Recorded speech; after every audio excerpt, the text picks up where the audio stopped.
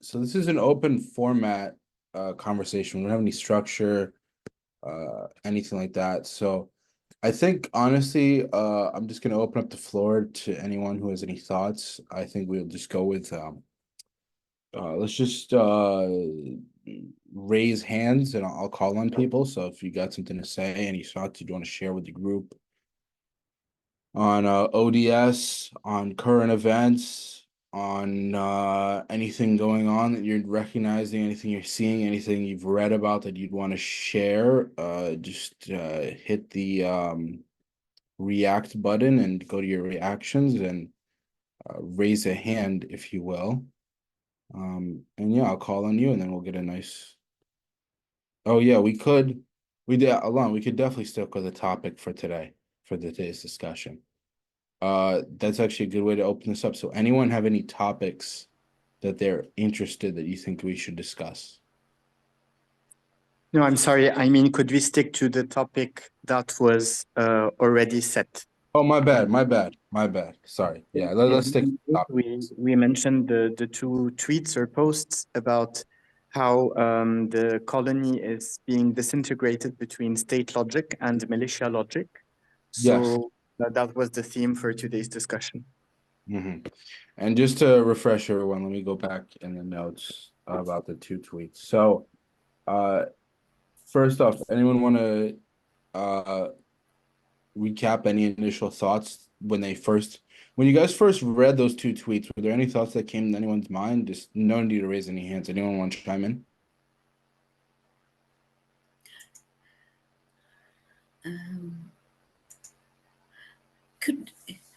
Could somebody explain, give a little bit more to the state logic and militia logic idea, because I'm not, I want to learn. So perhaps Alan could do that. I don't know. I'd really like this to be an open discussion. So we sent the two links in the email calling for today's meeting. So maybe someone else can explain them. And I'm sure we can all chip in.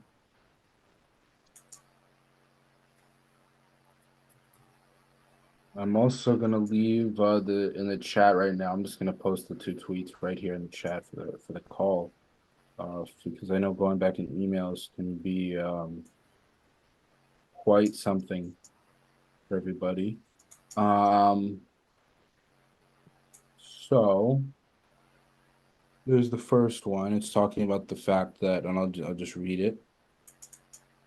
Recent developments within the settler colony show signs of its disintegration between what Israeli officials called, quote, tribes, one favoring, quote, state logic, while the other, quote, militia logic. We have discussed this in previous tweets of ours. We will be holding public discussions about this via Zoom in Arabic. Okay, so yeah, this is the tweet about the fact that it's disintegrating in between tribes, one favoring state logic and the other militia logic. And then there's a previous tweet, so the tweet before, and it's a longer one, but it talked about how Israeli administration experts have said that basically Israeli citizens are split into three tribes. The people of a Jewish democratic liberal state who want to live with was, quote, Western democracy, another tribe that advocates a Torah state, and the Palestinian population and its Jewish allies who oppose the existence of a Jewish state and prefer a state of all of its citizens. So there's a struggle that is going on, intertribal struggle that's going on between all three of these groups at full force. And yeah, so I'm going to put that second tweet up. So I just gave a brief overview, and I hope everyone has gone to the chat and read those. So anyone have any thoughts, any reactions to those two tweets? Just unmute yourself and chime in, please.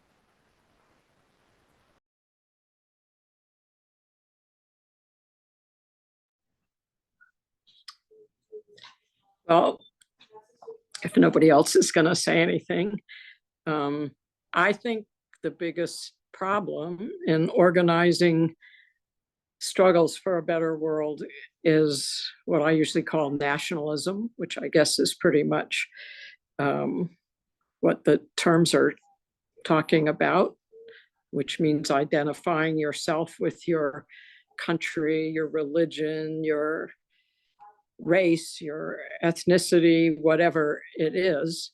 And what this excludes is identifying yourself with class consciousness, which is an international concept.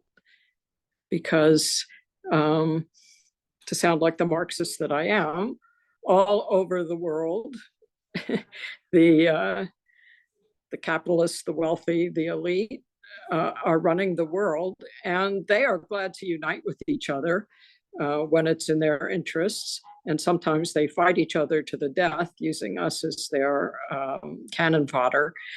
And the rest of us, actually, in every country in the world and of whatever nationality we are part of, we really have interests in common in getting rid of these people. And this is the biggest problem I find.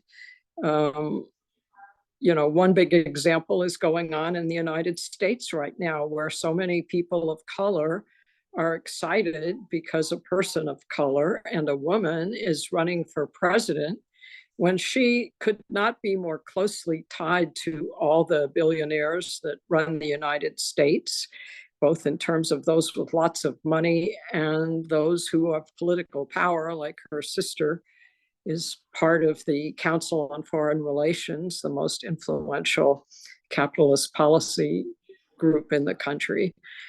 And just like Obama before her, or all the mayors of major Black cities in the United States who are Black at this point, their interests have nothing to do with those of working people, be they white, Black, brown, red, or any other color. And so, and in dealing with Palestine, there's people who are opposed to the genocide and the racism and nationalism of Zionism. On the other hand, some of them say, well, if you're not Palestinian, you can't have any opinion about the leadership of Palestine, or you must support those who are in power in Palestine who've been chosen, be it not usually Fatah, but Hamas in particular, when I don't think Hamas or Fatah has any interest in the well-being of the common people. They have their own agendas, be it the capitalist extremists of Fatah or the fundamentalist Islamists of Hamas. They're not fighting in the interests of ordinary people. And yet we think we cannot unite, we cannot think, we cannot critique, we cannot form these bonds across nationalities. And this is the main thing that weakens the struggle in the whole world. All right, thank you, Ellen. Anyone else got any other thoughts on those two tweets? I can go ahead, and it's just an initial reaction. So this, like, I mean, I would be happy also to learn from all of your perspective on this.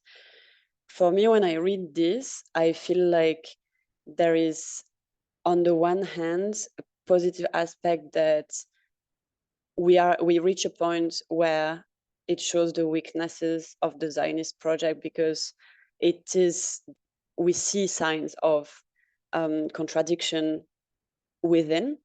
But on the other hand, I think that talking about or separating those who would want, let's say, Western democracy and those who would want a Torah state is hiding the fact, or it contributes to a narrative that hides the fact that this is anyways a colonial project, and can show, like, because we see people who are using the demonstrations, for example, in Israel today as proof that, oh, but look, not all Israelis support the genocide. Yeah, but as long as they support a project that is colonial, it's still a problem.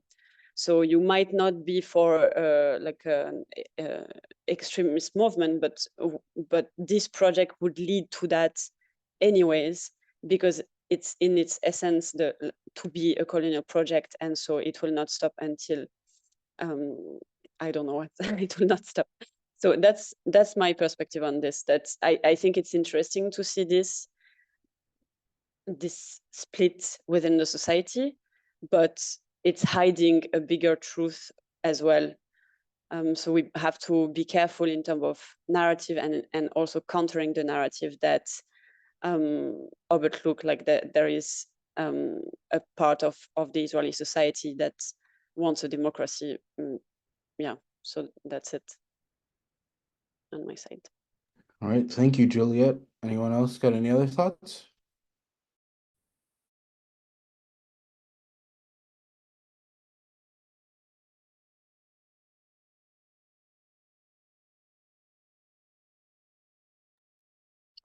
To some extent, I thought one of the tweets was about Palestinian resistance leaders, if I remember correctly. I didn't check the chat. Is that one of the ones? I know that the one that we just discussed about the different sectarian states and the militia state thing. I did see that tweet. There was one that I saw about yeah, no, I'm sorry, I got confused between a different tweet. No, so I mean, like the second one, I'll go into it a bit deeper. So the second one also talks about the fact that these administration experts further explain that although many hope this war of identities will stop, the gaps are too wide. They expect that once the war on Gaza ends, the intertribal struggle will resume in full force. And they add that, quote, there is no room for compromise. All this stokes the disintegration of society and will inevitably lead to a mass abandonment of the state, ... and a mass emigration of Israel's productive elite in a decade or two.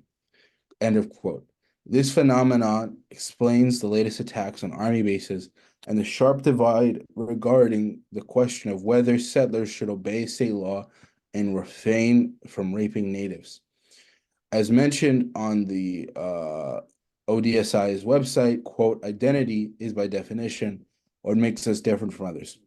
Politicizing it does not end with original politicized identities, and rather leads to the creation of sub-identities, further fragmenting society by fragmenting the original identitarian group itself, perhaps violently. End of quote. The transition from the Jewish state to one democratic state that does not politicize its identities does not only liberate Palestinians from settler colonial oppression, it liberates Israelis, its secondary victims as well. So, Simon, you got any thoughts on that? Yeah. So, generally, what I was going to say is I think the fact that Israelis have shown since the 7th of October last year to be largely united by bloodlust and revenge rather than anything concrete. And then they have these cleaves in society that have shown that they just, they have election after election, and they're basically, and the result of it is that the authoritarian, the most authoritarian elements of that society end up becoming in power. But then they're all divided, and you see these kind of cleaves start to show in full force under this pressure. And I think I think that must be, I think, a large part of, the impetus, like the motivation for continuing on with the genocide.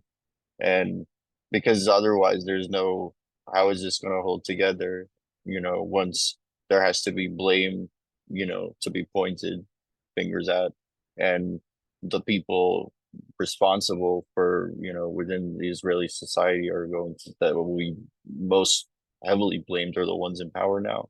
And yeah, I mean, it just shows that I think I mean, there's some stuff that both ODSI posted, but I've seen as well from Milan Pape about the settler state, and then the state of Judea, Samaria versus like the general Israeli apparatus, and how the two are increasingly at war with each other, or one is being swallowed by the state apparatus is essentially being swallowed up by the settler state.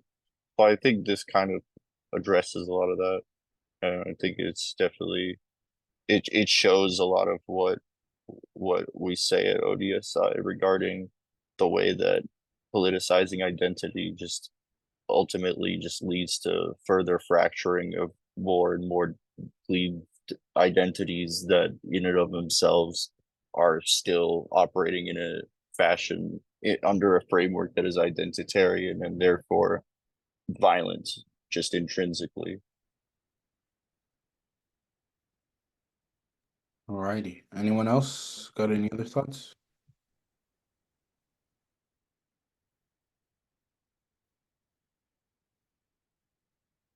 If not, I just wanted to. Oh, sorry. Did someone have their hand up? Alon, please go ahead. Yeah, so I agree with everything that Simon and Juliette was saying. I had a comment about like what tribal logic means and what state logic means. So they are different kinds of social-political structures. So for example, in a tribe, the emphasis is on identity, and so it's us versus them, the other tribe or the other tribes. And there is a lot of warmth between us. There are close ties between us. Generally, a tribe is one religion, one identity. And a state is a different concept. It's the concept of institutions. So instead of the personal, the state will favor the instituted or the established. So for example, in a tribe, if I'm fighting the others, then there's no such thing as law. This is the purpose of the tribe, to fight the others. Under a state, there is a law, and we are all equal under the law. So it's a different way of viewing and organizing society. For example, in terms of structure, in a tribe, the tribe itself is a war machine. In a state, we are not all warriors. We have an army, and the army obeys the government. That is a number of people that we have chosen if it's so-called democratic. So there are different structures. Now, Israel was from the very beginning in 1948, it established a state. So the militias like Irgun and Etzel and others were united in what was called the Israeli Defense Force. And for example, stuff like the Jewish National Fund became attached to the Israeli state, the Israeli government, and they quickly put regulations about what happened. So for example, they did not just steal Palestinian homes, they actually implemented a law that's not identitarian, it's the absentees law. So if there's no one there to claim the house, we take the house. So why did they bother creating a law that amounts to nothing, that basically legitimizes the robbing the houses and lands? It's to institute the state logic. And so it moved from the militias that it had to a state of Israel. What has been happening over the past couple of years, and particularly since October 7th, is a disintegration of this logic. So for example, Ben Gvir became a minister. He defunded the police. So this is something Moni will be happy about. But on the other hand, he instituted a militia that does not obey the police, that does not obey the army, but that obeys the minister, which is himself. So it's the contrary of what happened in 48. In 48, militias were consolidated in a state. Today, Ben Gvir is desolidating or disintegrating the state into these militias. And I think that what happened a couple of weeks ago with the rape issue is very interesting, because what happened is that Israelis raped a Palestinian detainee. so this is against Israeli law. The Israeli state actually accused the Israelis. So according to state logic, this makes sense because we need to have a law that we all obey, even if the law in other cases legitimizes colonization, like Juliette was saying, but we need to obey the law.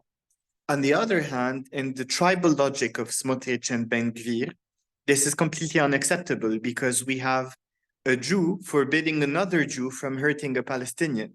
So it's treason to the tribe because the tribe is supposed to consolidate around each other, not around the law or an institution, but around each other against the others. And so they are both equally colonial. For example, Lapid, who has state logic, what he criticized in his tweet was not the fact that they raped Palestinians. He criticized the fact that the others had no regard for the law. And he said that if we disrespect the law and the army, then we are done with Israeli democracy and the Israeli state. So this, the contradictions between the settlers, they used to maneuver around the contradictions through a state. And now some are attacking the state. So us and Ben Gvir are diametrically opposed, but we are both working to dismantle the state of Israel. So this is very interesting, and it's important to understand, and it's also very important to think about what we should be doing as a Palestinian liberation movement and its allies.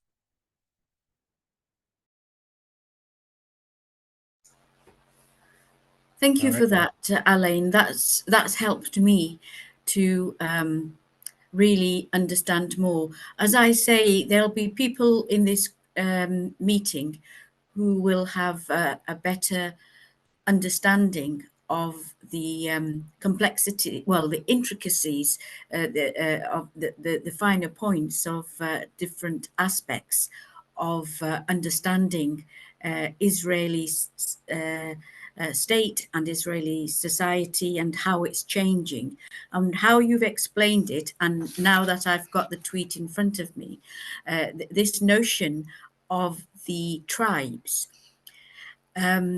is not, I don't know, perhaps it's a recent articulation of what's happening in Israeli society, but it's not something that is reflected in the narrative outside of Israel and those who are familiar with the Israeli-Palestinian matter. So people watching the media, the news in the UK, when they see what's been recently shown on Channel 4, which is mainstream media, and also Sky News, what they show is a minister in the Israeli government has said it's okay to rape Palestinians, and that for the ordinary Westerner like myself is a shortcoming in the Israeli government, but it's not necessarily points to the fragmentation of identities within Israeli society. So so when I've mentioned that to a friend, saying, look, the minister is saying it's okay to rape, so Israeli society is racist. We both, my friend and myself, in our ignorance, are really seeing Israeli society as homogenous. We're not really seeing, even with seeing the settlers and the violence that they do, we're not seeing them as you know, as there being three different sections who operate, and the settlers, for example, that they operate outside of the law. friends, and also if you look at US political spokesman, the government spokesman, when journalists say, look, is this allowed? They say, well, we will let Israeli government deal with this because there are laws. So that notion of certain sections, like the settlers, see themselves and do in fact operate outside of the law with impunity is not either, well, it's not well presented in the Western media. So ignorant people like myself kind of keep thinking, well, the Israeli government and the institutions are not working, but really what's happening is they are disintegrating into three tribes, and there are sections that operate happily outside of the law. So you have state institutions, but they are not normal state institutions as we have them in the UK. They will stand by. So the fact that the Israeli government has a state institution and they can say, well, we will investigate this, doesn't mean to say that they will, but the Western media present it as if they will in fact, and so we should leave it alone. So I think this notion of tribes is a useful concept for us to really raise awareness of, and it's given me now the language to engage in conversation with my friends who are not they are not as engaged with the Palestinian-Israeli matter or problem and the Palestinian cause. They are, they will shrug their shoulders and say it's okay, Israel is a democracy. So we really need to bring, although they can see settlers burning people's homes, they say, but Israel is a democracy. Let the law take its course. But what you've, Alain, have said has really brought it home to me. Actually, the Israeli government is not.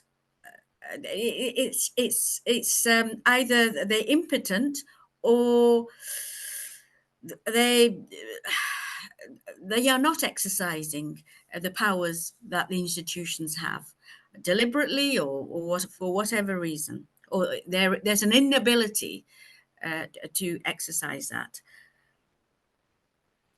All right, thank you. Juliet, go ahead. Thank you. I will be a bit fast because I think we reached the time. But I actually wanted to share the comment from Moni that he put on the chat. That was basically my question as well. I think it's a very interesting approach to build something out of it, whether it's in terms of narrative. And I don't really necessarily have the answer of how we can take advantage of this. Once we understand this fissure, what do we do with this and what is the next step? So I don't know if this can be the theme of a future discussion or if there is already work being done within ODSI, different, either like internationally or in different countries. But I would be really interested to go further in this. Got it. I don't know if we've hit the time or not. I just wanted to share something about this note of exile. I just put a tweet in the chat from a political activist out of Hungary, Anita. I don't know how to pronounce her last name, but she said that it was a reference to a Haaretz article posted earlier this week, literally a week ago. And it said it's called Zero States for Two People. Jewish thinkers are pondering a mass return to exile. And it talked about how, with the worsening economic situation, with the worsening violence, with everything going on in Israel, the shift to the right, that the Jewish elite, the Jewish intellectual elite of Israel are thinking about leaving. And this is something I've heard consistently from Israeli Jews and 48 Palestinians, that essentially, we all know Israel is a white supremacist country, that there is an Ashkenazi elite within Israel that rules over the Sephardic and Mizrahim Jews, and of course the Palestinians, and that this elite centers around a huge amount of intellectual power.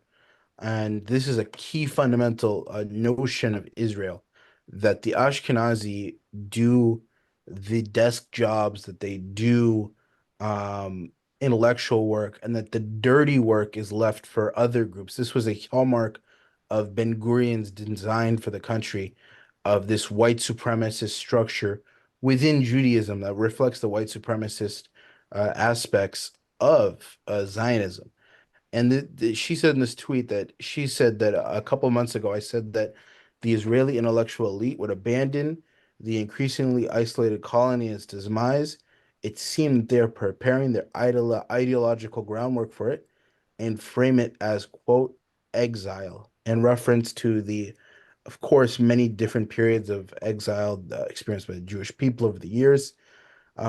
So was going along with the fact that the Israeli experts were talking about how there will be a flight from their country, how there will be an abandonment. This group of the intellectual elite would fall into that second category, or into that category of people in Israel's tribal society that want to go along with that, quote, Western democracy, and don't want to be part of a tourist state, but also don't want to be part of a true equal state for all of its citizens. So, in order to get that, quote, Western democracy, they're going to run to the West.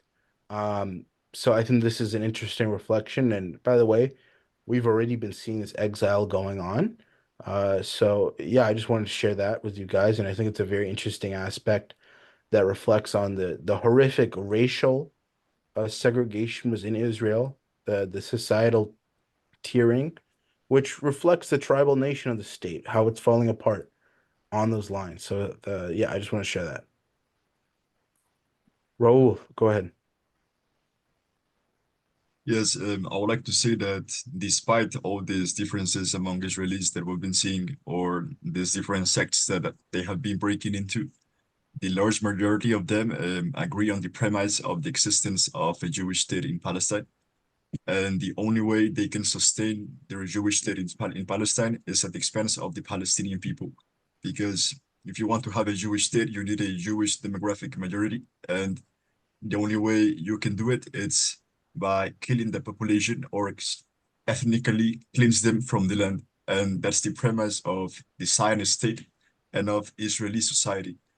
And so, as well, I wanted to say that when we talk about one democratic state where for all its citizens, it's like it's important to realize that we're not talking about that we Palestinians should go and give lectures to Israelis about how Zionism is bad and how they should think that it's wrong to rape Palestinians and to claim supremacy, but rather that Zionism is not compatible with a solution to Palestine, and the only way to have a solution to Palestine and actually have peace is with the abolishment of the Zionist ideology from power and a transition into Palestinian sovereignty that establishes a democracy for all its citizens, and that would include all Israelis that are ready to repudiate Zionism and have been able to do their own work of freeing themselves from the ideology and are willing to remain living in their land of birth by integrating the local society and live with equal rights among Palestinians. And I think that at this moment in time, I don't have like a concrete answer about how we can take advantage of the disintegration of the Israeli society. But I think that time will do its work. And I think that Israel, as a colonial project that failed to eliminate the Palestinian population in the first place, it's pretty much an unsustainable project that it's breaking from within. And I think that it's pretty much bound to collapse and to implode sooner or later. And it's going to be by their own actions. As long as Netanyahu stays in power, as long as they go with this extreme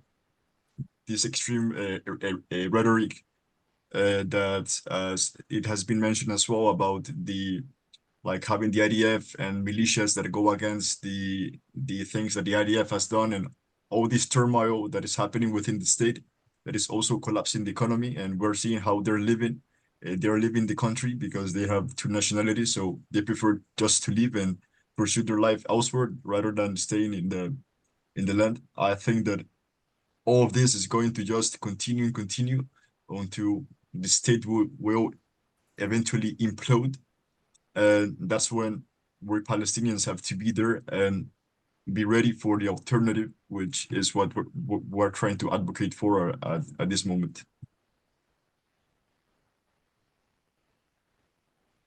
Yeah, thank you. I think Ellen had her hand up first. Ellen, go ahead.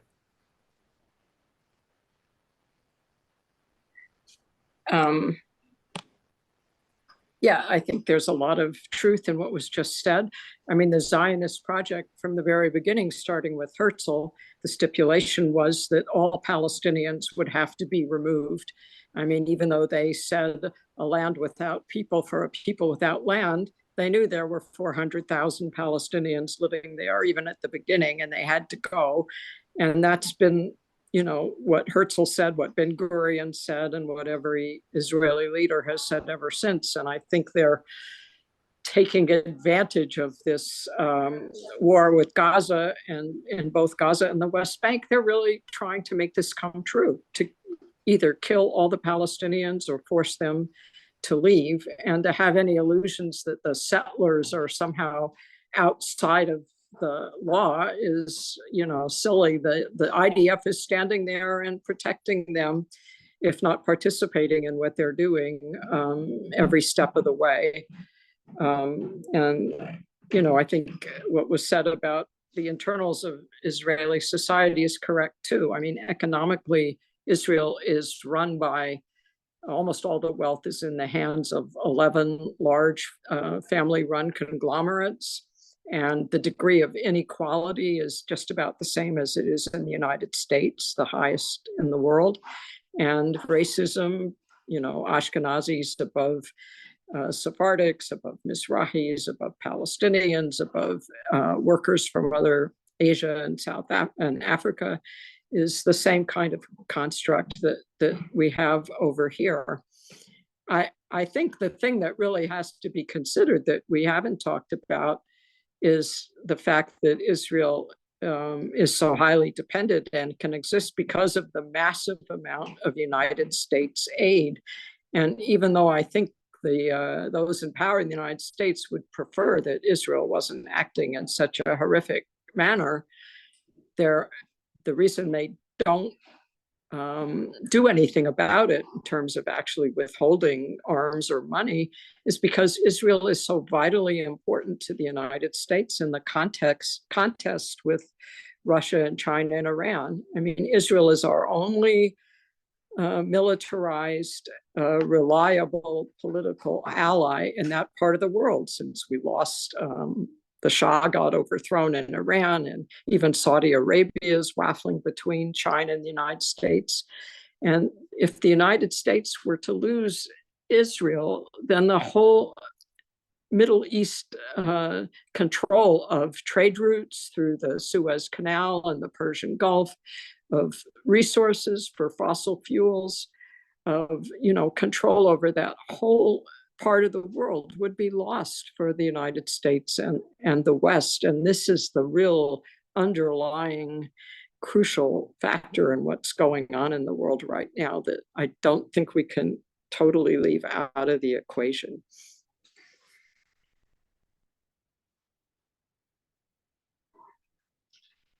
All righty, thank you. Alon, go ahead. Yes, I think Moni's question is very important. Just a quick reply to Adiba.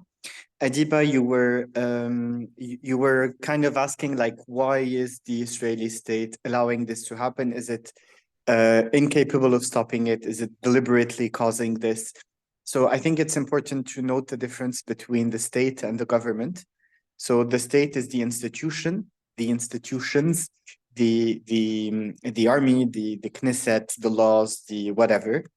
which are there, like they change every once in a while, but like the so-called IDF has been there since 1948. The laws have many of them. So this is a structure, and the governments are the people currently in charge, and this is what changes regularly, or what should happen in a democratic state, a so-called democratic state. So the state it doesn't actually take a decision, it's a structure. What takes a decision is the government. So what is happening at the moment is that the government represents different interest groups. One of them is the Torah tribe, if we can call it that way. And obviously they have deliberately been causing this. So like the example I gave, Ben Gvir deliberately decreased the budget of the Israeli police and instituted a militia. On the other hand, we have people who are, their electoral base is supposed to be mostly white Ashkenazi Jews who they come from states, like they come from Europe, from the US, so they're not used to tribes, they're used to states. And this is the model they wanted to reproduce, of course, in a colonial way. But Netanyahu has had to ally himself with the others. And this means a different set of interest groups being represented. And of course, it has its contradictions. So the question, is it deliberate? Yes. Are the others able to stop it? Sometimes they don't want to, like in the case of Netanyahu. In other cases, they're unable to, like in the case of Gantz and Lapid. In all cases, I think it's important to know they all support raping Palestinians. Yani, the Ben Gvir people, the Smotrich people, the Netanyahu people, the Gantz, the Gallant, the Lapid people. So I think we've covered like maybe at least 80% of the Knesset. None of them has said we shouldn't rape Palestinians. They've said we should obey the law. So for example, a couple of years ago, there was this soldier who said, he actually tweeted, he said, yeah, I saw a 14-year-old Palestinian girl and I raped her. This is just what we do. Nobody said anything because it's not within the territory of so-called Israel, and so the law doesn't apply. So they're completely fine with raping us. They just, some of them say that the law should regulate stuff, and others say that no, we the Torah tribe do whatever we want to do. Alrighty, thank you. Anyone else have any other thoughts? Yes, I wanted to add that it's I'm just sorry, it looks like Adiba is saying something, Oh, but she was muted. is you can reply, and after I can go.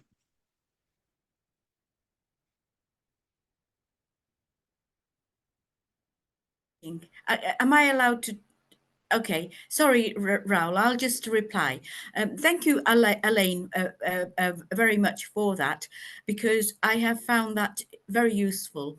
The task I've set to myself in terms of being more active and in this work is to educate my friends firstly.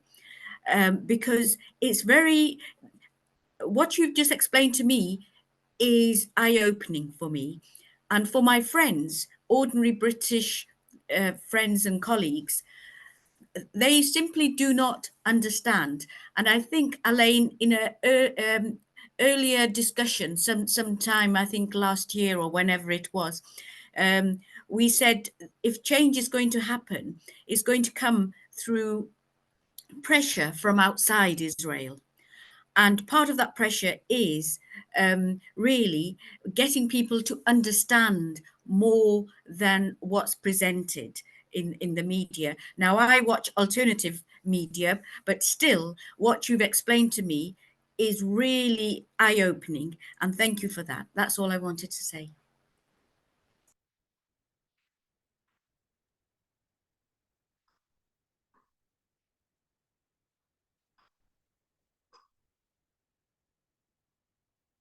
Yes, so what I wanted to say is, like, it goes in line with the comment that Moni has put out, and it's the understanding that Israel is a Jewish supremacist state, and anyone that is not a Jew is not seen as an equal human being in the state. In 2018, they passed the nation state law, which explicitly says that the right to self-determination is exclusive to the Jewish people. And so it should not be a surprise that they do not stop the rape of Palestinians, or they do not stop the genocide. And actually, the opposite happens. They celebrate it and they want more of it, because they just don't see Palestinians as equal human beings, and they just want to obliterate them and stay with their land in order to expand their control over Palestinian land with the least number of Palestinians as possible. And that's the essence of the Zionist project in itself. And as Ellen said, that Israel is sustained by US funding and all this military aid, that they give billions of dollars and all this military equipment. I think that at this moment in time, this is still the reality, but I think that Israel is actually, instead of being the colonial asset of the West in the Middle East, is pretty much bound to become a liability out of control that is going to cause more detriment than benefit. And I think that as things continue, and as Netanyahu wants to drag the US towards a war against Iran, and actually Israel is starting to instead of going in line with the interest of the US, is bringing to the US more problems that they don't want to get involved with. And so I think that Israel is kind of becoming this cancer that it will no longer serve Western interest. They also want France to be involved in a war with Iran, and I don't think that the French people want to be involved in a war that they have nothing to do with, for example. And so I think it's just a matter of time that eventually even the Western powers are going to say it's enough and you do what you have to do, and we're not going to have your back anymore. And I think that eventually, when that line of support is cut, the collapse of the state of Israel will be much easier and faster.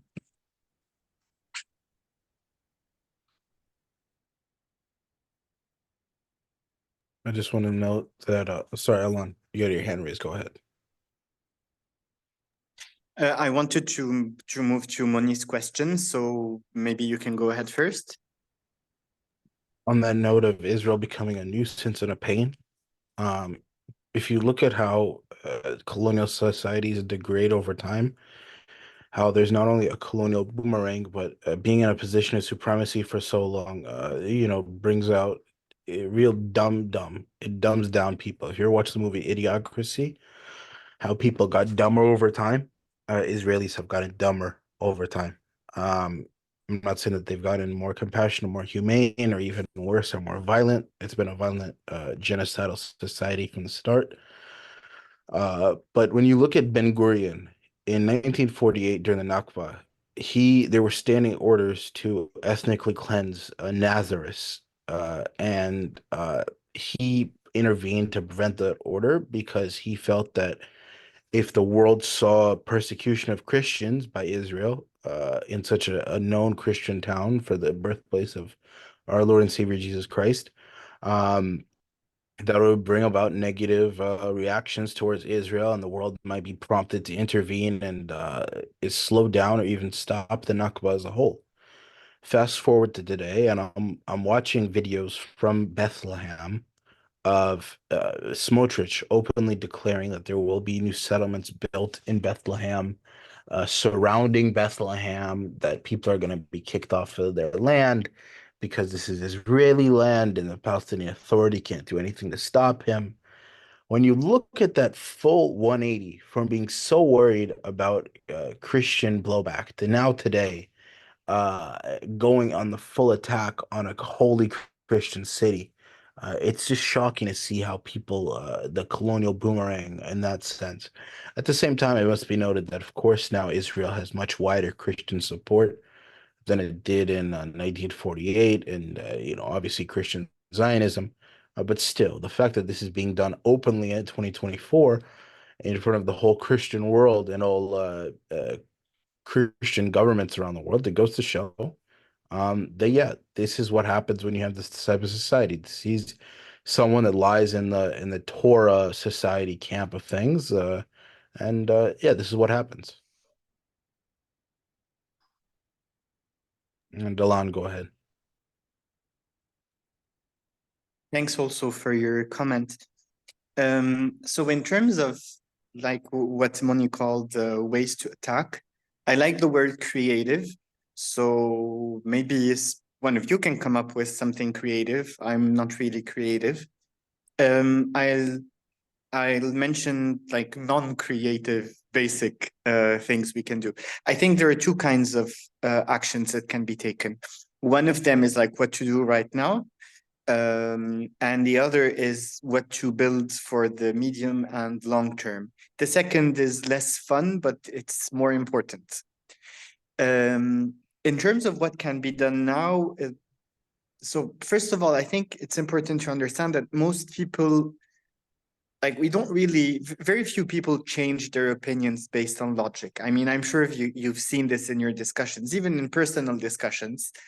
Like people are very stubborn. Like this is human nature. We're very stubborn, and even more so when we have when our interests are at stake. So in the case of a settler colony, we're talking about millions of people who get all the privileges associated with being a settler, which is why there is such a high. One of you called it bloodlust. So, for example, last year at the beginning of the onslaught on Gaza, only 1.8% of Jewish Israelis said that it was too much violence. So just less than 2%. So it's not because like Jewish DNA is aggressive. It's because there is a system that where it is in their interest to maintain their state of supremacy. So these Israelis can change their opinion when the balance of power tips. This is what's happening with the link that you sent, Yossi, about like the elites who want to leave.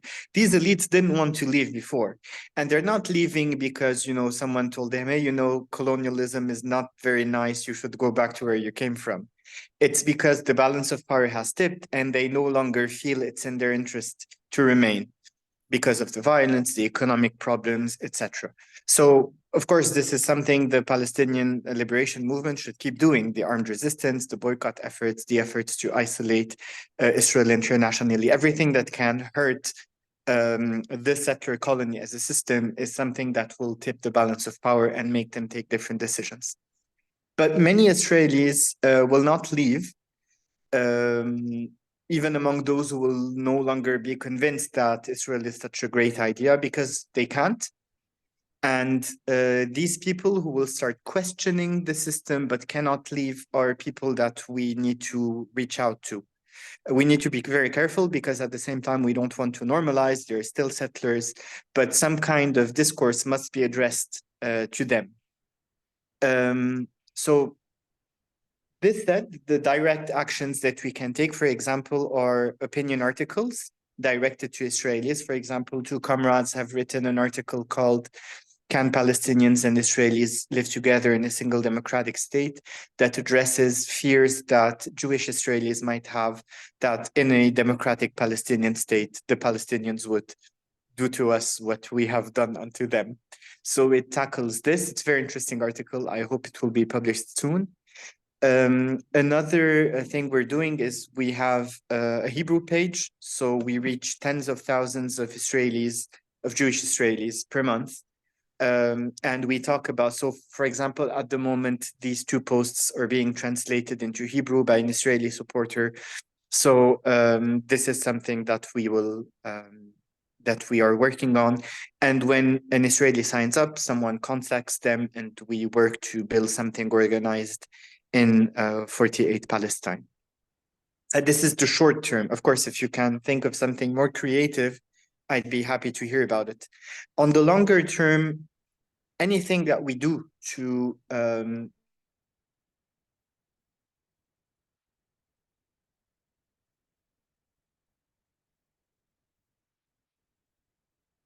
Uh-oh.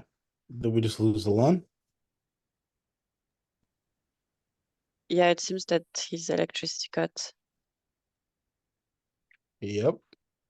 Seems so. Unfortunately. You back? No. you hear me now? Yeah. Alon, yeah, we can hear you. Can Did you we hear lose me now? electricity? So the second thing we can do is whatever we can do to build up the initiative. So even if it's completely unrelated, even if you're doing something else that, I don't know, like Yossi moderating the meeting, Simon post stuff on Reddit for us. Moni also helps online. Raul is working, like you said, coordinating stuff in Spain and Latin America and Portugal. So Juliette helped us hang banners in Lebanon the other day. So whatever, anything that can build up is something of more credit, more legitimacy when talking. And this is also what affects the balance of power. So let me give a practical example. A few months ago, we were invited to a private discussion with Osama Hamdan, who is a leader of Hamas. We asked him, isn't it time for us to talk about ODS again? And he said, yes, of course. And this is our vision at Hamas. And the discussion is recorded and we posted it online. We also subtitled it in Hebrew and posted it for like the Israelis to see what the vision of the Palestinian resistance is. So this was made possible because we were invited, but we were invited because we did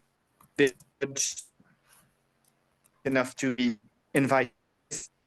If less of you had been active, we wouldn't have been invited and this wouldn't have been possible. Something else that happened is that Salah, who is one of the founders of the Popular Front for the Liberation of Palestine, the only surviving member, he signed our Tomorrow's Palestine Declaration. So, but he signed Palestinian signed because of all of our.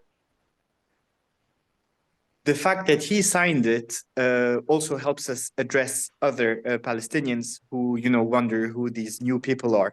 When they see that a PFLP founder supports our vision, then it makes the conversation much easier.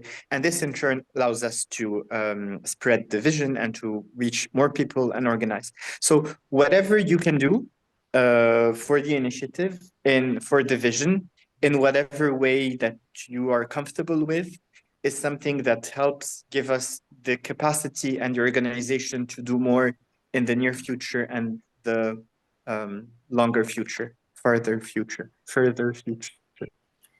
The Less long-term near future. future.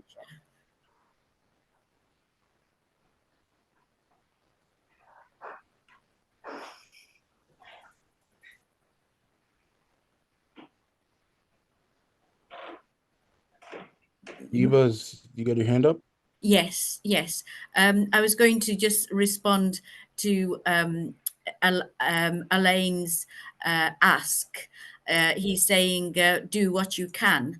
And so I just wanted to share what I'm doing, which is to, when I go on protest, I am distributing leaflets on the ODS.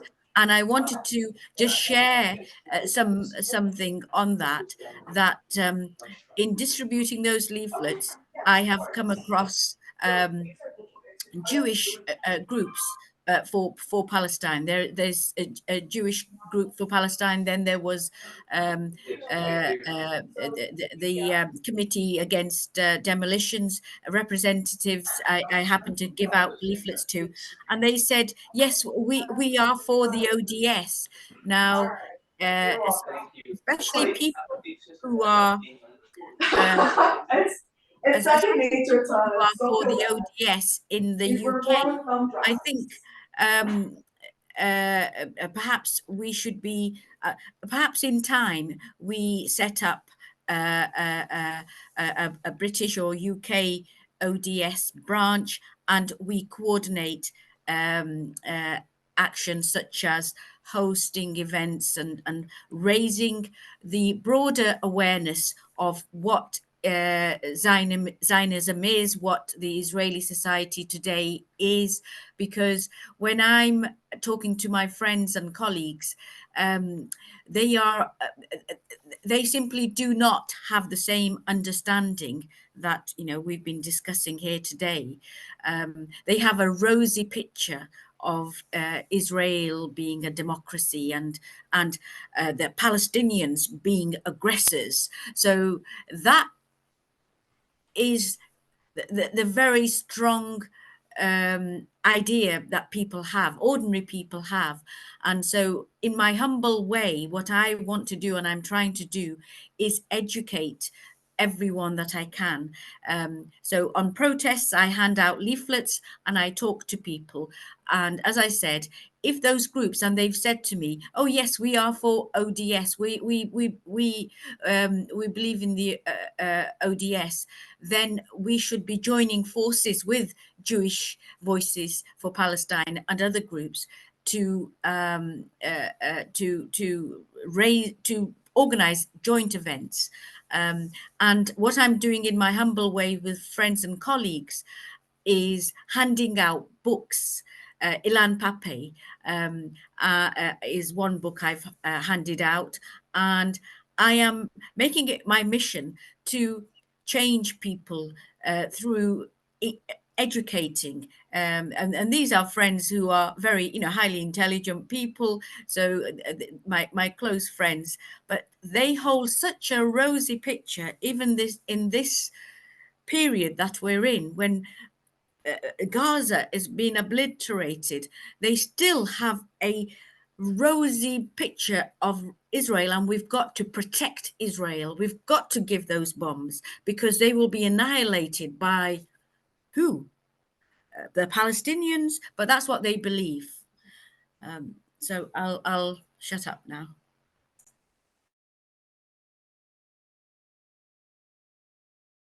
Hold on.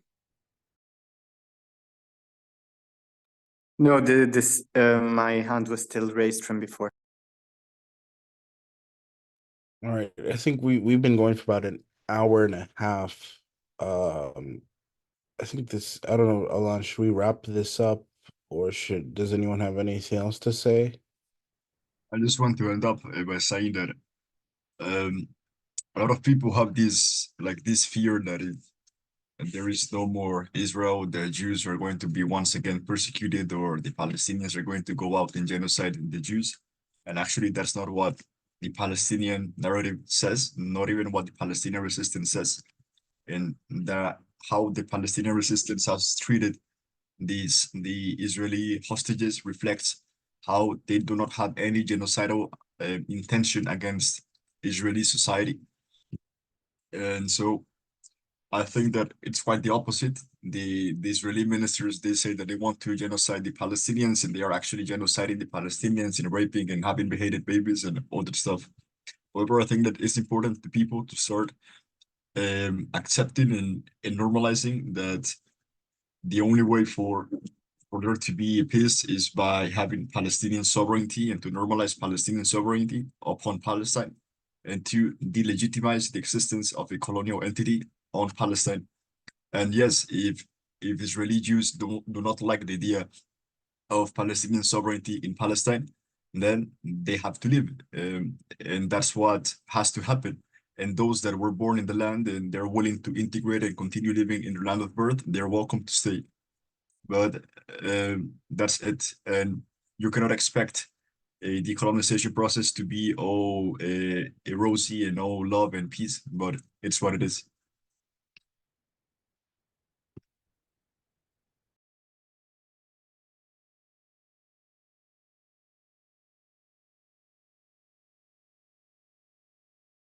All right, guys. Well, thank you. Thank you, Raul.